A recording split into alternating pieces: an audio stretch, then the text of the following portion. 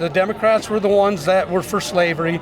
The Democrats were the ones that came up with the Jim Crow stuff. Even if all of that were true about slavery, which party flies the Confederate flag today?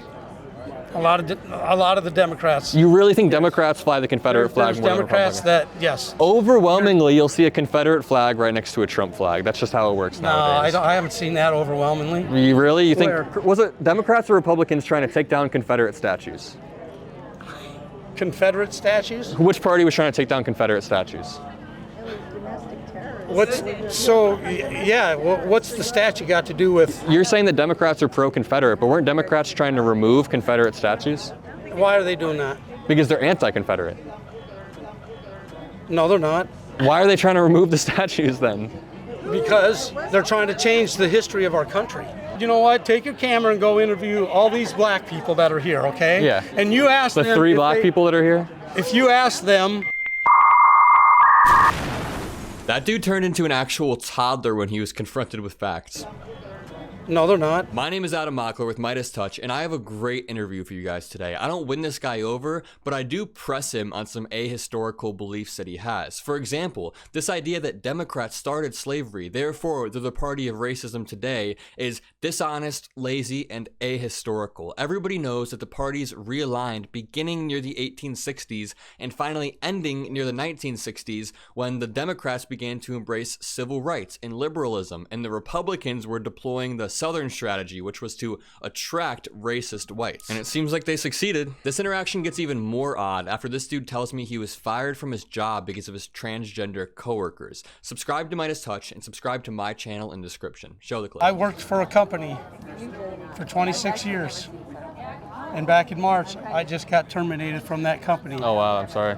All right, you want to know what I got terminated for? Not being vaccinated? No, for my religious beliefs. Really? For my religious beliefs, because they were trying to force me to refer to the transgenders, whom I got along with all of them. We had great relationship. You know, we had gay people working there and transgenders working there, and I got along perfectly with all of those people, right?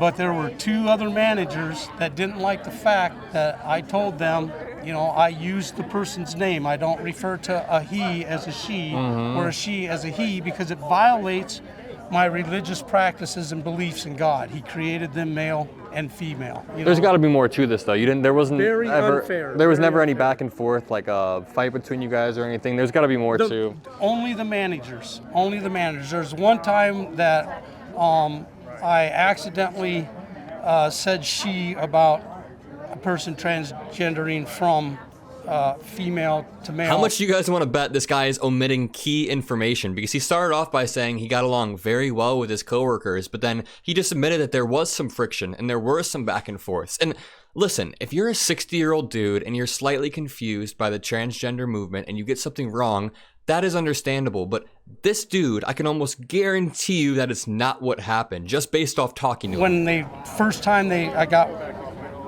gave me 2 write-ups, and then they What were the write-ups for in particular? Because I feel like there's more to this. Like, I want to know exactly what. Well, they're going to do, and again, I was a manager, and they're going to do, they put things very general, right? But on the day that they terminated me, I said, well, what's the grounds that you're terminating me for? And they said, well, because you won't refer to the transgenders by their preferred pronoun. They were trying to have me violate my convictions in that, and they were making it hard. And there were times when like the transgender, the one did they were very rude, obnoxious, gestures to me. Like, it was statistically impossible for Biden to get that many votes with that much of the vote already in. There wasn't that many votes left. He was like 800,000 ahead. Yeah. And still Biden in that short amount of time.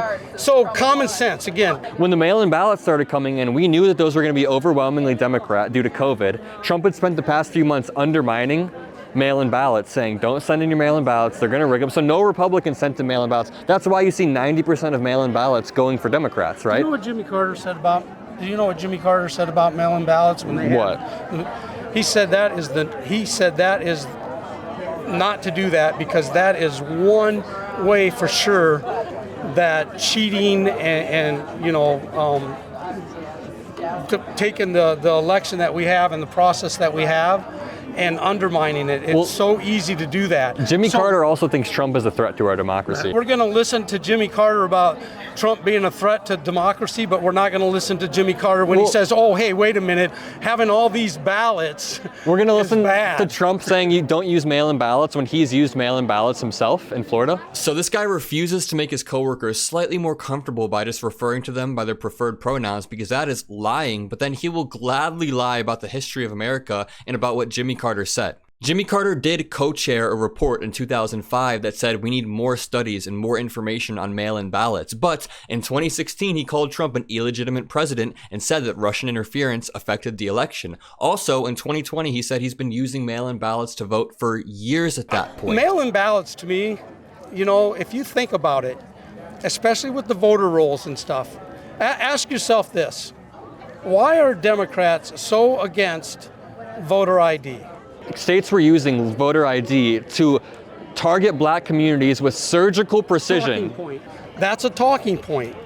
How does voter ID do that? You give me one good example of how voter ID. You're telling me that black people are not smart When enough. you have a single parent household or two parents that are working all the time and someone turns 18 or 16, a lot of times you don't have the resources or the time to go get these IDs. Again, this guy is incapable of applying nuance to an issue. The argument has never, ever been that black people are too dumb to get IDs. But it has been proven by the courts that black communities were targeted with almost surgical precision. The court found that the voter ID laws in North Carolina were designed specifically to discriminate against African Americans. The law required voters to present very specific forms of voter identification, which African Americans were statistically less likely to possess. It was an intentional disenfranchisement of voters. And while they were targeted at black communities, this will still affect anybody who's disabled or who is low income. This is a tool to suppress votes that would normally go to the Democratic Party. So if you made it this far, I have a little bit of extra lore for you guys. A few months back, I posted the clip from the beginning of the video, the slavery debate, on TikTok and Twitter, and it went pretty viral. I got a DM on TikTok from a guy saying, hey, this guy used to work for me. Is there any chance you can provide the full interview? And I asked him, were you the dude that fired him? Because I've been so curious if he was lying to me or why he actually got fired. And the guy responded, yes, I fired him, but I can't tell you why. And I was going to do a little exchange, like I'll provide you the full interview if you tell me why, but I don't think it's a good idea to pry any further. But I do think it's a good idea to leave a like and subscribe to the MeidasTouch YouTube channel. We're trying to hit 3 million subscribers before election time. Also, I have a personal channel, Adam Mockler. I'm trying to hit 100,000 subscribers. Thank you guys. Have a great day. Bye. Love this video? Make sure you stay up to date on the latest breaking news and all things Meidas by signing up to the MeidasTouch newsletter at MeidasTouch.com/newsletter.